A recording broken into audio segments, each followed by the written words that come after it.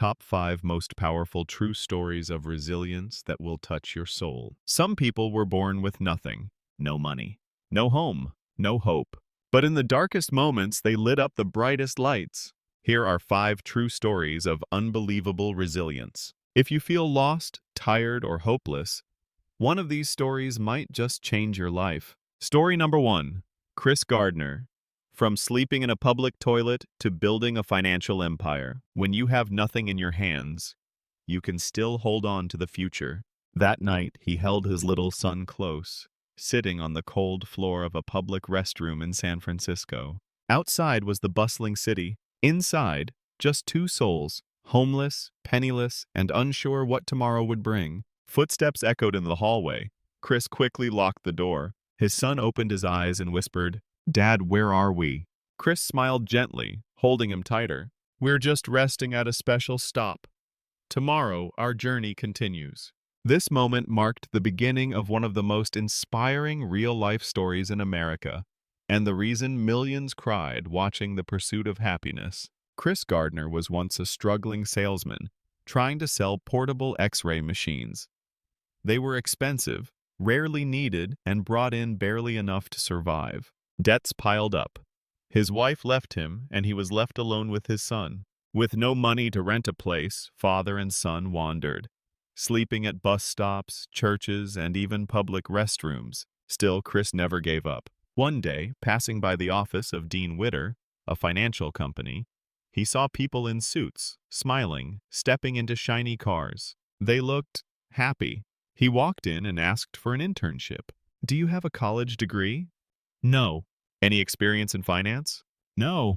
"Do you know anything about stocks?" "I know I want to learn." He got the internship, but it was unpaid. During the day, he worked at the office, learning stocks and finance. At night, he searched for shelter with his son. No one knew he was homeless.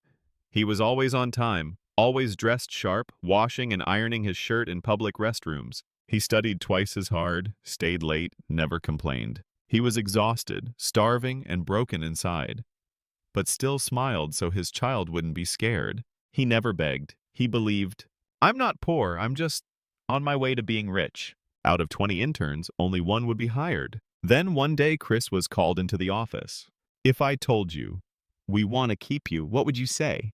He paused. He couldn't cry, couldn't laugh, because too many times before, he'd been let down. But this time, it was real. He got the job. Chris walked out into the street and smiled the biggest smile of his life before breaking down in tears. Years later, he founded his own firm, Gardner Rich & Coney, became a millionaire, met U.S. presidents, published books, and became one of the greatest symbols of hope in modern America.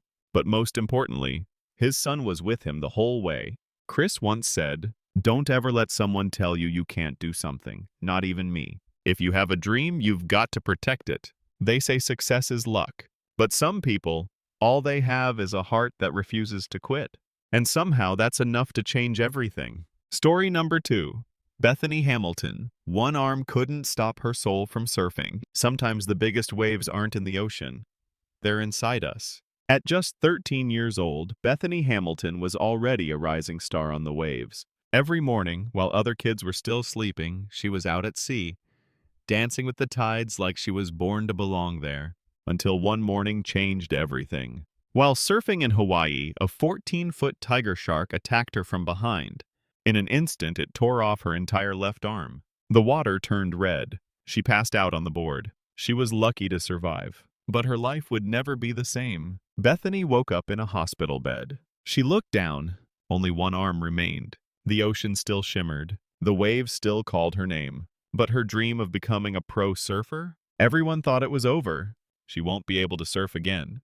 One arm? No way she can balance on a board. Bethany stayed quiet, but the sea still roared inside her. Just 26 days after the attack, she returned to the water. Her board was redesigned, larger and more stable. She learned to steer with her hips, legs, and sheer will. She fell. She drank seawater. She was slammed by wave after wave. But she stood up again. Each time she crashed, she told herself, "The ocean already took from me. I won't let it take my dream too." Within a year, she was back in competitions, Not just participating, but winning. She won the ESPY Award for Best Comeback Athlete, published her memoir Soul Surfer, and inspired millions across the globe. She got married, became a mother, and still surfs every single day.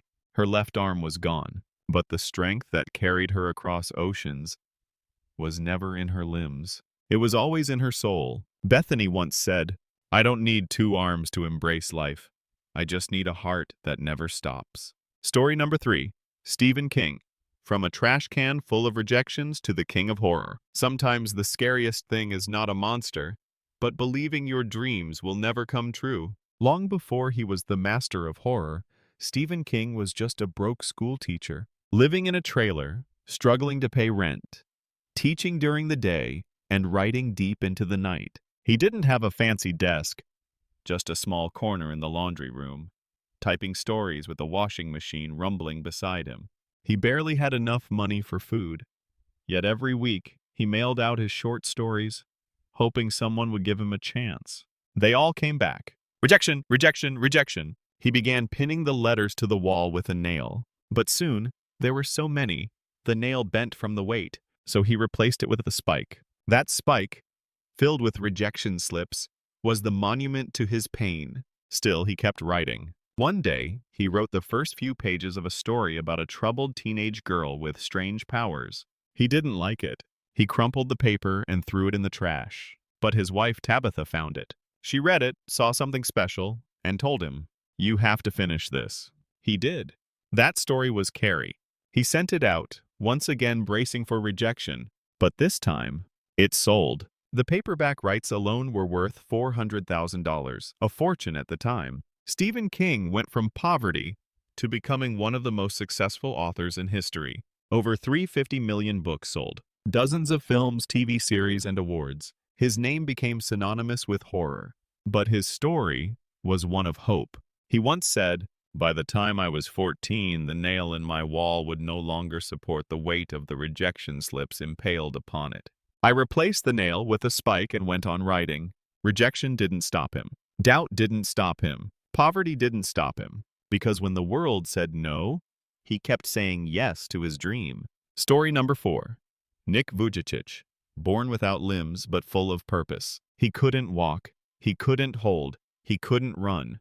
But he moved the hearts of millions.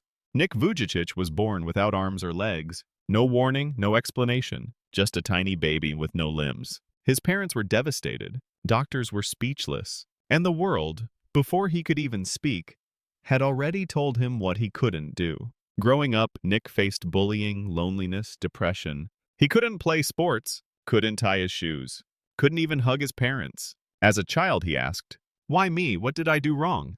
By the age of 10, the darkness inside him grew so heavy that one day he rolled himself into the bathroom and tried to drown in the tub. But as his head hovered over the water, one thought stopped him. If I end my life now, will my parents ever stop crying? That day, he chose to live. And from that moment, everything changed. Nick learned how to write by holding a pen with his little foot. He learned to type 43 words per minute. He brushed his teeth, shaved, combed his hair, all without hands. He learned how to swim, how to surf, how to stand tall without ever standing. But more importantly, he learned how to speak. Nick started sharing his story, first in small schools, then in churches, then on international stages. People came expecting to feel pity, but they left with fire in their hearts. He made them laugh. He made them cry. He made them believe. Nick didn't preach motivation. He became motivation. Today, he's spoken in over 75 countries to millions of people, from presidents to prisoners. He's married, a father of 4, a best-selling author, and founder of a global nonprofit. And yet, he never walked a single step, because he never needed legs to move forward, only faith. Nick once said, "I have a choice, to be angry at God for what I don't have, or to be thankful for what I do have." He chose gratitude. He chose life. And because of that, he became proof that no body can limit a soul. Story number 5. J.K. Rowling.